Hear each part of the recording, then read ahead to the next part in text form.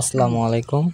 আমি আজকে আপনাদের সাথে শেয়ার করব সুপারির বিজনেস বা যে সুপারি গাছ লাগানো বা সুপারি গাছের পরিচর্যা বা সুপারি গাছের ফল কিভাবে পাড়তে হয়, মানে সুপারি কিভাবে পাড়তে হয়। তো আমাদের আঞ্চলিকভাবে যেটা হয় সেইভাবে আপনাদেরকে দেখাবো আজকে।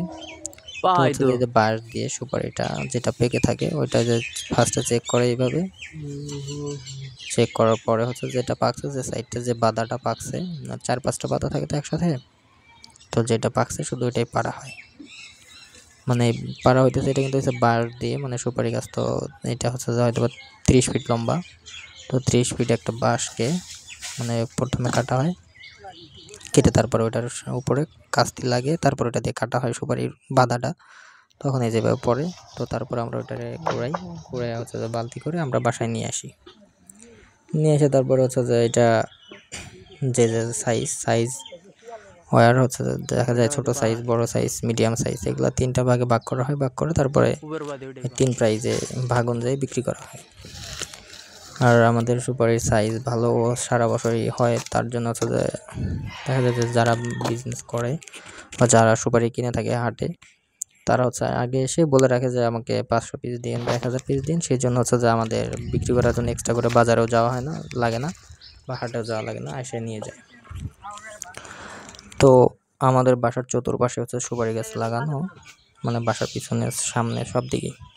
মানে আমরা যে সুপারি গাছের একটা সুবিধা যে আপনার লাগানোর পরে কিছুদিন যত্ন করতে হয়, তারপরে যখন এটা লেগে যায় মাটিতে, তারপরে আর আপনার কোনো সার ইউজ করতে হয় না, কোনো ধরনের কোনো যত্ন নিতে হয় না। তারপরে এমনি আল্লাহর রহমতে এমনি অর্গানিকভাবে ওরা বেড়ে ওঠে। গাছ লাগানোর 4 থেকে 5 বছর মধ্যেই ফলন শুরু হয়। আর এই ফলনটাও বেশ, প্রথম কিছু বছর দেখা যায় যে খুব ভালো, অনেক ফলন আসে।